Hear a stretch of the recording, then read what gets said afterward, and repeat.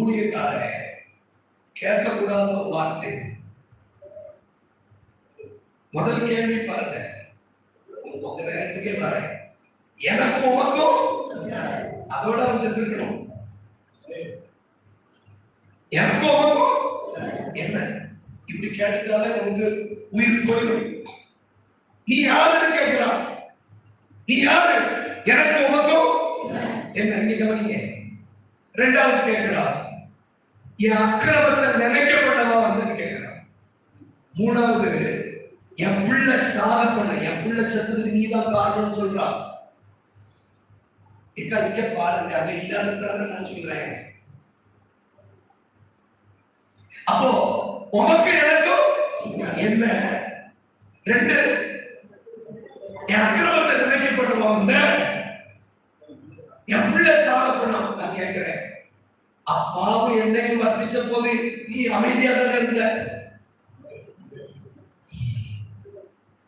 இந்த ஆளுநருங்க அந்த அம்மாவுக்கு மாவு எண்ணெய் அதிகரிச்சு கொடுத்தது தெரியுமா தெரியாதா? என் அப்பா அப்பா ஏன் நீ சொல்லல, என்ன சாகம் பண்ணுவா வந்த நீ கேட்கல. அதுக்கப்புறம் அந்த பிள்ளைக்கு வியாதி வந்தது, அந்த பிள்ளையுடைய மூச்சு அதிகரித்தது, சாக கடந்த போது பேச்செல்லாம் மாறுது. இந்த இடத்துல நானா இருந்திருந்தா படார்னு ரெண்டு விட்டுருப்பேன்.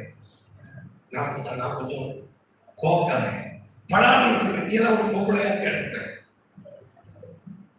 சோறு அதிகமா ஆடும் போது கொண்டாடுன என்ன தலையில் தூக்கி வச்சு ஆடின, இவன் பிள்ளைக்கு வியாதி வந்த உடனே நான் தான் காரணம் சொல்றேன், உனக்கு அறிவு இருக்கா அப்படின்னு கேட்டிருப்பேன்.